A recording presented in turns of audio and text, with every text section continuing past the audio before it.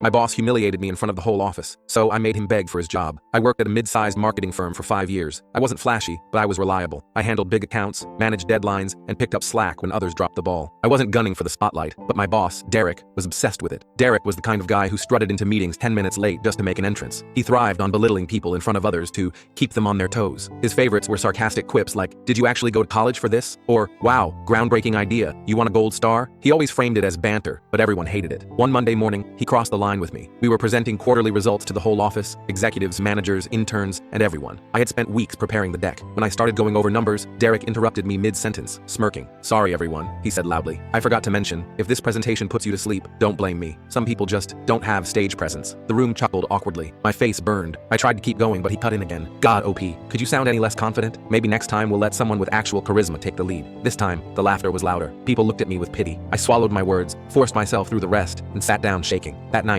I couldn't sleep. The humiliation replayed in my head, over and over. But beneath the embarrassment, another feeling grew. Anger. I had saved this company more times than I could count. Derek mocked me, but without me, half his wins wouldn't exist. And that's when it hit me. Derek needed me a hell of a lot more than I needed him. See, Derek had a secret. He was careless with clients. He made promises he couldn't deliver on, then dumped the mess on me to fix. I had the receipts, emails, reports, call logs, all proving that I was the one who saved contracts from collapsing. He took the credit, but the paper trail told the real story. So I started quietly gathering everything. Every client save, every last-minute fix, every lie he told that I cleaned up. I built a tidy folder that showed Derek for what he was, incompetent. The perfect opportunity came 2 months later. Derek landed a massive potential client, a chain worth millions. He swaggered into the pitch meeting with execs and me by his side. His strategy was sloppy, shallow, and overpromised. The client started asking hard questions, and Derek floundered. He tried to pivot the questions to me, assuming I'd cover for him like always. This time, I didn't. I answered truthfully, but without sugarcoating. I pointed out flaws in his numbers, corrected his false claims, and laid out the real risks. Then, I showed the alternative strategy, my strategy, that I had quietly prepared as backup. The client's eyes lit up. They were impressed. They signed on the spot, under my plan, not Derek's. The execs noticed. The very next day, the CEO called me in for a private chat. He had seen the shift in the meeting, and he wanted to know more. I handed him the folder I had built. 2 weeks later, Derek was called into the boardroom. I wasn't invited, but word spread fast. They confronted him with the evidence. All the lies, all the cover-ups, all the credit stealing. By lunch, Derek was pale, sweating, and quiet. By the end of the day, his office was cleared out. A week later, I got promoted to Derek's position. Same office, same desk. When I walked in, the nameplate still had his name taped to it. I peeled it off, replaced it with mine, and sat down with a grin.